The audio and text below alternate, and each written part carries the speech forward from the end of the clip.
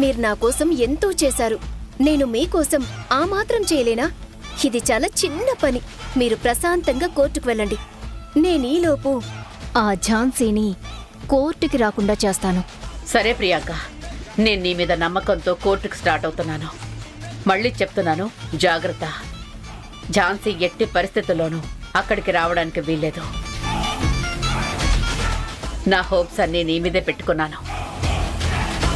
నువ్వు ఈ పని కంపల్సరీగా చేస్తావని ఇంకెవరికి చెప్పలేదు. ఏంటి మేడం అన్నిసార్లు చెప్తున్నారు? నా మీద అనుమానమా లేక నా పనితీరు మీద అనుమానమా?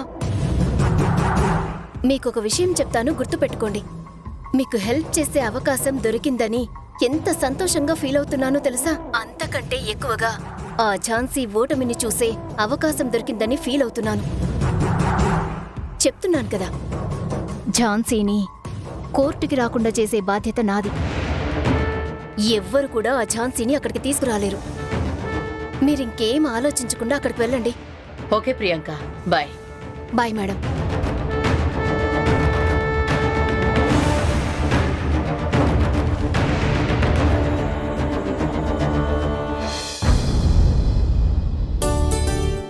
స్వీటీ, స్వీటీ, స్వీటీ, కోర్టుకు వెళ్దామా? టైం అవుతుంది. అమ్మా ఝాన్సీ, మీరిద్దరూ మాత్రమే కోర్టుకెళ్తున్నారా? అవును తాతయ్య. అదేంటమ్మా, ఆ రవిచంద్ర ఎంత దుర్మార్గుడో మనం అంతా చూశాం కదా. అది తెలిసి కూడా మీరిద్దరే వెళ్లాల్సిన అవసరం ఏంటమ్మా? అవునక్క, వాళ్ళ గురించి తెలిసి కూడా ఎందుకంత రిస్క్ చేస్తున్నావు? రాణి, ఏం కాదు. మనం భయపడినంత కాలం భయపెట్టాలని చూస్తూనే ఉంటారు. అక్క, నేను చెప్పేది నువ్వు భయపడుతున్నావని కాదు, జాగ్రత్త పడమని. పైగా నువ్వొక్కదానివే కాదు కదా వెళ్తుంది, నీతో స్వీటీని కూడా తీసుకెళ్తున్నావు. ఇలాంటి సమయంలో వాళ్ళు నిన్ను ఆపడానికి ఏదో ఒక విధంగా ట్రై చేస్తారు కదా. మేడం, పోనీ మీకు తోడుగా కోర్టు వరకు నేను రానా? శ్రీధర్, ఏం పర్వాలేదు. నాకిలాంటి బెదిరింపులు సమస్యలు కొత్త ఏమీ కాదు. అయినా ఈ రోజంటే నువ్వు తోడుగా వస్తావు. ప్రతిసారి రాలేవు కదా. నేను కూడా ప్రతిసారి ఎవరో ఒకరి మీద ఆధారపడలేను కదా. పిన్ని, అలా అయితే బాబాయ్ని పిలుస్తాను. ముగ్గురం కలిసి వెళ్దాం. బాబాయ్ కూడా కోర్టుకి రావాలి కదా. ఏం అవసరం లేదు, మనిద్దరం వెళ్దాం. అక్క, స్వీటీ చెప్పింది నిజమే. బావ కూడా కోర్టుకి రావాలి కదా. అదేదో మీ ముగ్గురు కలిసి వెళ్తే మాకు కొంచెం టెన్షన్ లేకుండా ధైర్యంగా ఉంటుంది. బావ మీతో ఉన్నాడని. పోనీ నేను వెళ్ళి బావకు చెప్పనా, నువ్వు అడిగినట్టు కాకుండా? అక్కర్లేదు రాణి, మీరు అలాంటివేమీ చేయకండి. నేను స్వీటీని జాగ్రత్తగానే తీసుకెళ్తాను. దారిలో ఏదైనా ప్రాబ్లం అనిపిస్తే వందకి కానీ లేకపోతే శ్రీధర్కి కానీ కాల్ చేస్తాను. అప్పుడు వెంటనే ఎవరో ఒకళ్ళు వస్తారు కదా. అమ్మా, మనింటెదురుగా పోలీసుల్ని పెట్టుకుని 100కి ఫోన్ చేయడం ఏంటి? గౌతమ్ బాబు మనం వద్దన్నా నీకోసమే కదా ఇక్కడ ఉంటున్నది. మిమ్మల్ని రక్షించుకోవాలనే కదా బంగళా లాంటి ఇల్లు వదిలేసి చిన్న టెంటు వేసుకుని ఉంటున్నాడు. అలాంటిది ఆ బాబుతో ఒక్క మాట కూడా చెప్పకుండా వెళ్లడం ఎంతవరకు బావుంటుంది? ప్లీజ్ తాతయ్య, ఇంక ఈ విషయంలో ఎవరూ ఏం మాట్లాడొద్దు. నేను జాగ్రత్తగానే వెళ్తాను. మీరెవరూ వరీ అవ్వకండి. స్వీటీ, పద వెళ్దాం.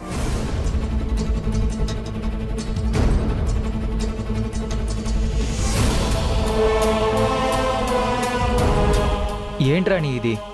మేడం ఎవరు చెప్పినా వినడం లేదు. అర్థం చేసుకోవాలి కదా. అక్క మొండిదండి. ఒక్కసారి నిర్ణయం తీసుకుందంటే ఎవరు ఎన్ని చెప్పినా వినదు. వాళ్ళిద్దరూ క్షేమంగా కోర్టుకు వెళ్తే చాలు.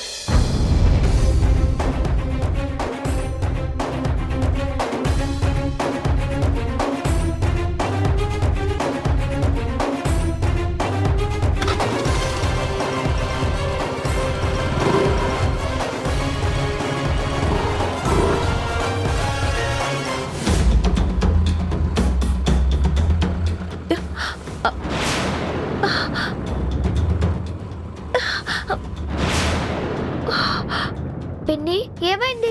ఏంటో చూద్దాం, దిగు.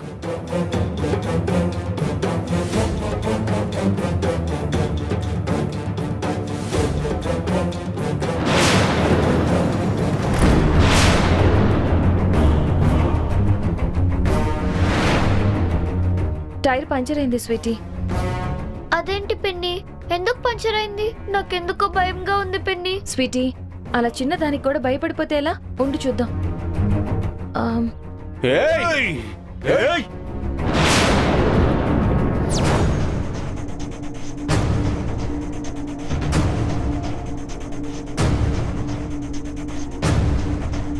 పిన్ని పిన్ని, నాకు చాలా భయం వేస్తుంది వీళ్ళని చూస్తుంటే. భయపడకు, ఏమీ కాదు. వీళ్ళు మనల్ని ఏమీ చేయలేరు.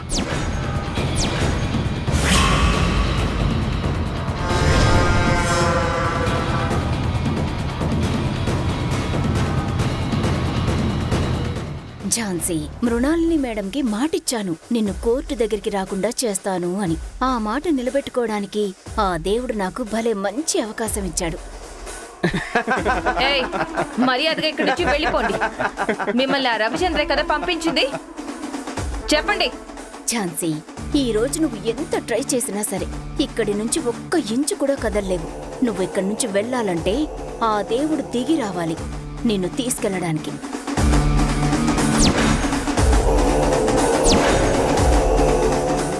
ఏయ్, వెళ్తారా వెళ్ళరా?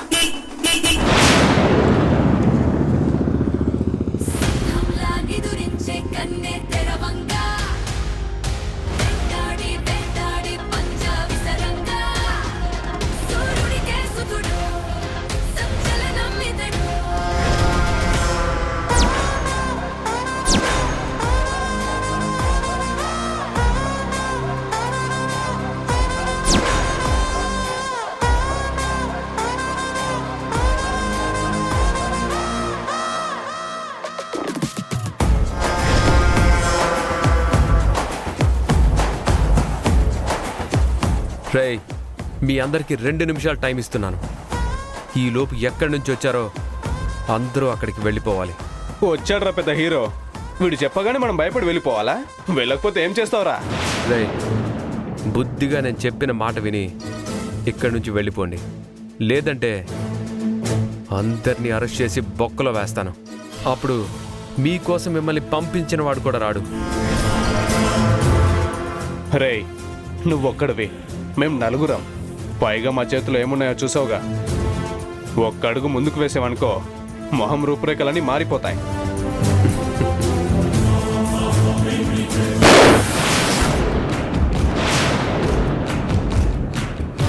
మీరు నలుగురు కాదు, 40 మందున్నా నేను భయపడే రకాన్ని కాదు. కాకపోతే మీతో ఇప్పుడు ఫైట్ చేసే అంత టైం లేదు. అర్జెంటుగా వెళ్ళాలి. నేను 3 కౌంట్ చేసేలోపు మీరిక్కడి నుంచి వెళ్ళిపోవాలి. లేదంటే ఈసారి బుల్లెట్ గాల్లో పేలదు.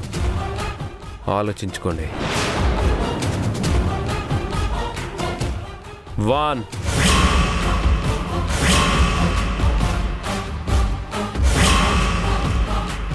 2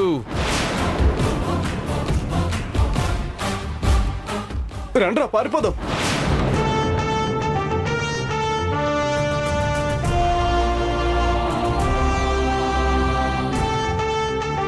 Shit!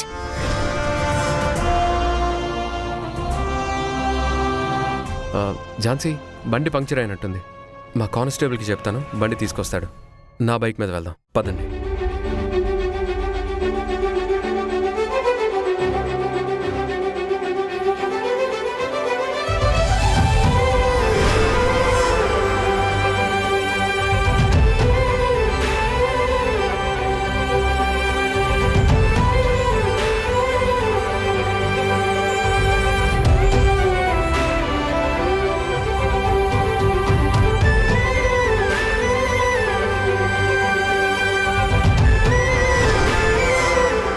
ఝాన్సీ, ఇది ఆలోచించే టైం కాదు. త్వరగా పద, కోర్టుకు టైం అవుతుంది.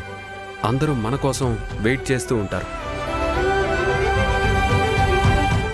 అవును పిన్ని, ఎక్కువ.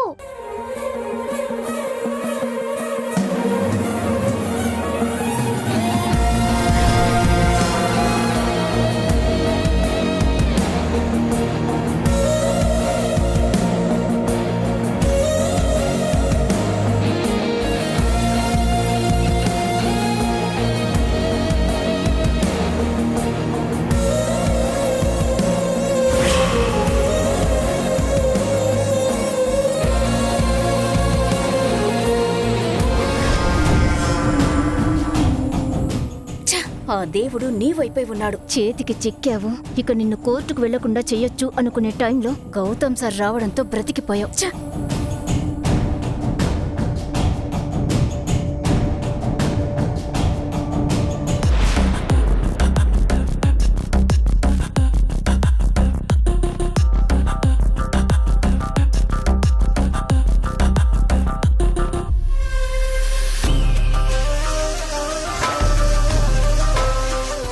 ప్రియాంక ఝాన్సీని కోర్టుకు రాకుండా చేస్తానని చెప్పి ఇంతవరకు ఎలాంటి ఇన్ఫర్మేషన్ ఇవ్వలేదు. ఇంతకీ ఝాన్సీని ఆపగలిగిందా లేదా ఒకసారి ఫోన్ చేసి తెలుసుకుంటాను.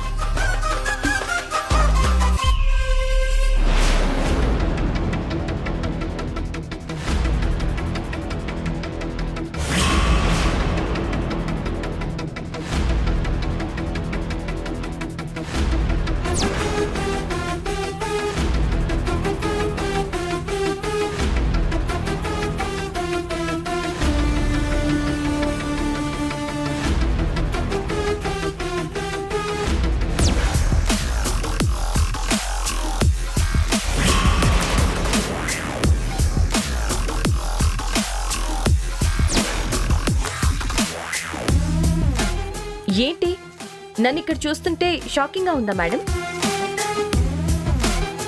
నన్ను కోర్టుకి రాకుండా మీరు ఆ రవిచంద్ర అడ్డుకోవాలని చూస్తున్నారంటే మీ ఓటమి మీకు కనిపిస్తుందని నాకు అర్థమైపోయింది.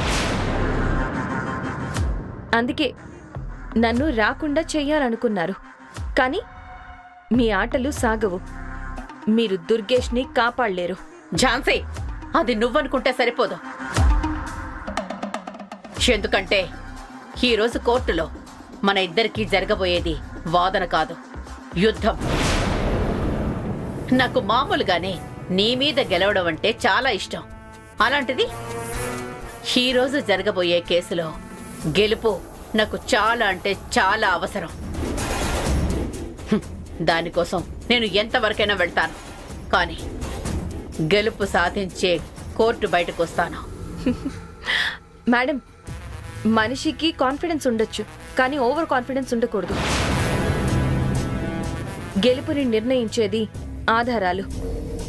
దుర్గేష్ తప్పు చేశాడు అనడానికి నా దగ్గర అన్ని ఆధారాలు ఉన్నాయి.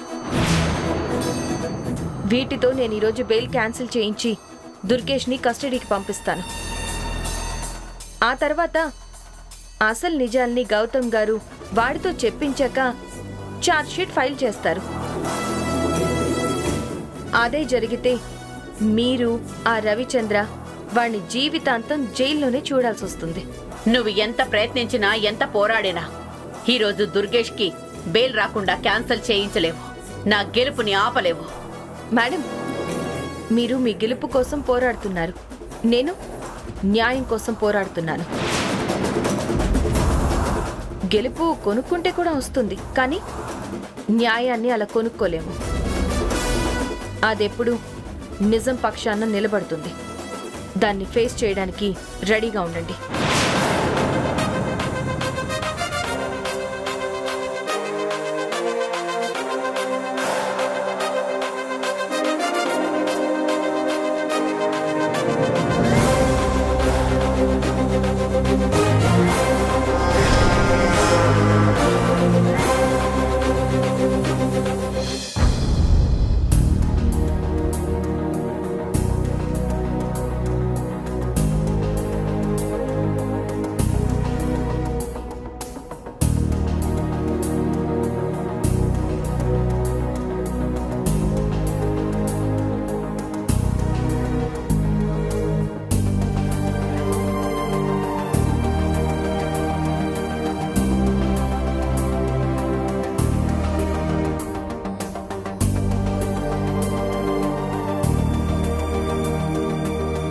ఝాన్సీ గారు, ప్రాసిక్యూషన్ లాయర్ మీరే కదా? Start the proceedings. Thank you, your honour. Your honour, నేరం ఆరోపించబడి రిమాండ్లో ఉన్న దుర్గేష్ అతని ఫ్రెండ్స్ని బయటికి తీసుకువెళ్లడానికి పాపం డిఫెన్స్ లాయర్ గారు అష్ట కష్టాలు పడుతున్నారు. ఇలాంటి క్రిమినల్ మైండ్ సెట్ ఉన్నటువంటి ఈ నలుగురు యువకులు సమాజంలో తిరగడానికి అర్హులు కారు అని ట్రయల్ కోర్ట్ వాళ్ళకి బెయిల్ ఇవ్వలేదు. Objection your honour. Objection over ruled. Mrinalini గారు, ఝాన్సీ గారిని పూర్తిగా చెప్పనివ్వండి. Thank you your honour. అక్కడ బెయిల్ రాకపోవడంతో వెంటనే హైకోర్టుకు వచ్చారు. ఎస్ఐ గౌతమ్ గారు ఎంతో కష్టపడి ప్రాణాలకి తెగించి వీళ్ళని అరెస్ట్ చేసి ఎఫ్ఐఆర్ ఫైల్ చేశారు. ఇప్పుడు ఛార్జ్ షీట్ ఫైల్ చేసే పనిలో ఉన్నారు. అందుకే వీళ్ళని పోలీస్ కస్టడీకి ఇవ్వాల్సిందిగా అభ్యర్థిస్తున్నారు. అప్పుడే ఆ ఇద్దరు అమ్మాయిలకి న్యాయం జరుగుతుంది. యువర్ ఆనర్, నేరమే చేయని వాళ్ళని అరెస్ట్ చేసి నా క్లయింట్స్ పరువు, వాళ్ళ కుటుంబాల పరువు తీయాలనుకుంటున్నారు. ఈ ఎస్ఐ గౌతమ్ గారు, ఈ లాయర్ ఝాన్సీ ఒక మైనర్ అమ్మాయి సాక్ష్యాన్ని బేస్ చేసుకొని వీళ్ళని ఎలా నిందితులు అంటారు?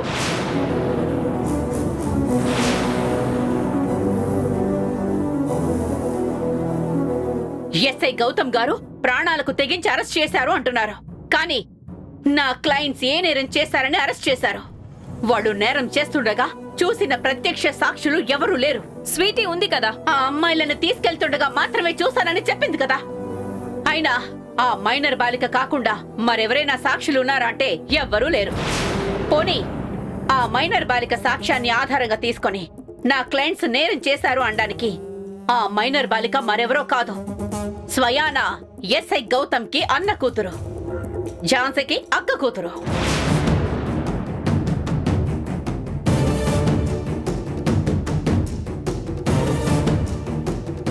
తనని అడ్డం పెట్టుకొని నా క్లయింట్స్ మీద కావాలని నేరారోపణ చేస్తున్నారు. Objection your honour. మృణాలిని గారు కావాలని ఈ కేసుని డైవర్ట్ చేస్తున్నారు. తన క్లయింట్స్ మీద కావాలని కక్షపూరితంగా ఇదంతా చేస్తున్నాము అని అంటున్నారు. అలా చేయాల్సిన అవసరం మాకు ఏముంది అని నేను మృణాలిని గారిని అడుగుతున్నాను యువర్ ఆనర్. యువర్ ఆనర్, నేను చెప్పాను కదా, నా క్లయింట్ కి అతని తండ్రికి ఉన్న పేరుని చెడగొట్టడానికి ఇదంతా చేస్తున్నారు. అలా అని మీరనుకుంటే సరిపోతుందా? నిజం అన్నది ఉంటుంది కదా, అది కోర్టుకి తెలియజేయండి. ఝాన్సీ, నిజమని నేనొక్కదానే అనుకోవడం కాదు, అందరూ అలాగే అనుకుంటున్నారు. యువర్ ఆనర్, మంచికి చెడుకి తేడా తెలియని ఒక చిన్న మైనర్ బాలికను తీసుకొచ్చి నా క్లయింట్ నేరం చేశాడు అని చెప్పిస్తే అది నిజం ఎలా అవుతుంది? కేవలం తను చూసింది అని చెప్పడం తప్ప ఈ కేసుకు సంబంధించిన మరే ఇతర బలమైన సాక్ష్యాధారాలుంటే చూపించమని చెప్పండి యువర్ ఆనర్. యువర్ ఆనర్, ఏ కేసులోనైనా పెద్దవాళ్ల సాక్ష్యం ఎలా చెల్లుబాటు అవుతుందో చిన్నపిల్లల సాక్ష్యం కూడా అదే రీతిలో చెల్లుబాటు అవుతుందని దేశ అత్యున్నత న్యాయస్థానం సుప్రీంకోర్టు స్పష్టం చేసింది. రీసెంట్ గా ఒక కేసులో భాగంగా 7 ఏళ్ల పాప సాక్ష్యాన్ని సుప్రీంకోర్టు పరిగణలోకి తీసుకుని ఈ వ్యాఖ్యలు చేసింది. సాక్ష్యాధారాల చట్టంలో ప్రత్యేకంగా సాక్షికి కనీస వయసు ఎంతుండాలి అనే నిబంధన ఏదీ లేదని సుప్రీంకోర్టు పేర్కొంది. అలానే ఈ కేసులో స్వీటీ మైనర్ బాలిక అయినంత మాత్రాన తన సాక్ష్యాన్ని తీసి పడేయలేము. యువర్ ఆనర్, ఝాన్సీ గారు చెప్పినట్టుగా ఆ మైనర్ బాలిక సాక్ష్యాన్ని పరిగణలోకి తీసుకుందాం. కానీ ఆ మైనర్ బాలిక ఏమీ చూడలేదని తనతో ఎస్ఐ గౌతమ్, ఝాన్సీ కావాలని చెప్పించారని నేను ప్రూవ్ చేస్తాను. క్రాస్ ఎగ్జామిన్ కోసం ఆ అమ్మాయిని బోన్లోకి ప్రవేశపెట్టవలసిందిగా కోరుకుంటున్నాను. యువర్ ఆనర్, స్వీటీని క్రాస్ ఎగ్జామినేషన్ చేయడానికి నాకు ఎటువంటి అభ్యంతరమూ లేదు. కాకపోతే క్లోజ్ డోర్స్ లో చేస్తే బాగుంటుంది అని నా విన్నపం. అందరి ముందు అయితే తను భయానికి గురయ్యే అవకాశం ఉంది. అందరి ముందు సాక్ష్యం చెప్పడానికి వచ్చినప్పుడు లేని భయం అందరి ముందు క్రాస్ ఎగ్జామిన్ చేస్తానంటే భయం పుట్టుకొస్తుందా? Okay, I have no objection your honour. Okay, ఈ కోర్టు చిన్నపిల్లల భావోద్వేగాలను దృష్టిలో పెట్టుకొని వారిని విచారించేటప్పుడు వారు ఎటువంటి ప్రలోభాలకి ప్రభావానికి గురి కాకుండా స్వచ్ఛందంగా మాట్లాడాలని కోరుకుంటుంది. అందుకే లాయర్ ఝాన్సీ గారు కోరినట్లు ఈ విచారణ క్లోజ్ డోర్స్ లో కొనసాగించడానికి కోర్టు అనుమతిస్తుంది.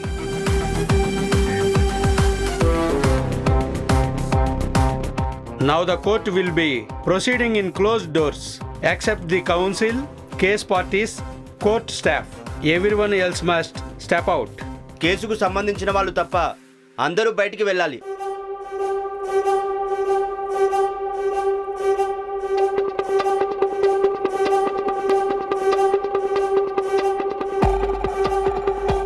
ఓకే మృణాలిని గారు, యూ కెన్ ప్రొసీడ్.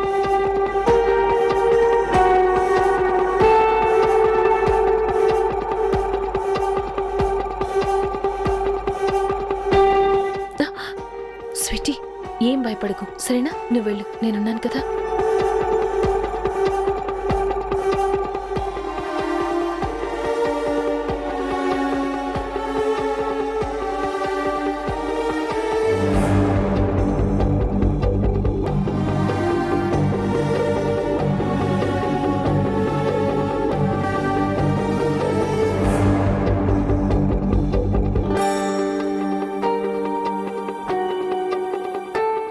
నీ పేరు? స్వీటీ. నువ్వు ఈ సంఘటనని నీ కళ్ళతో చూసావా లేక ఎవరైనా చెప్పింది విన్నావా? లేదు, నాకెవరూ చెప్పలేదు, నేనే చూశాను. ఒక్కదానివే చూసావా లేదా నీతో పాటు ఇంకెవరైనా చూసారా? నేను మా తమ్ముడు చూశాం. మరి సాక్ష్యం నువ్వు ఒక్కదానివే చెప్పావు, నీ తమ్ముడు ఎందుకు చెప్పలేదు? మృణాలిని గారు, కంట్రోల్ యువర్ సెల్ఫ్.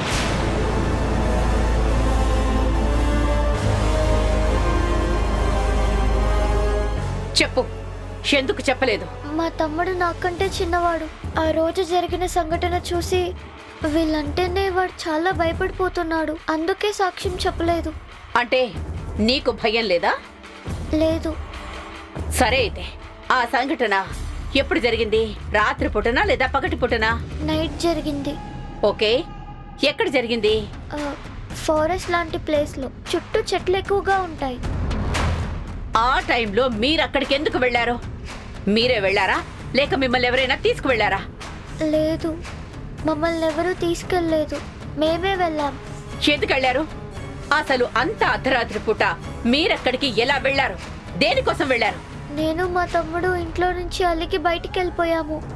మీ అంతటా మీరే వెళ్ళిపోయారా లేదా ఎవరైనా తీసుకెళ్లారా? మేమే వెళ్ళిపోయాము. మరి మీ ఇంట్లో వాళ్లతో మీ ఝాన్సీ పిన్ని తీసుకెళ్ళింది అని చెప్పారు.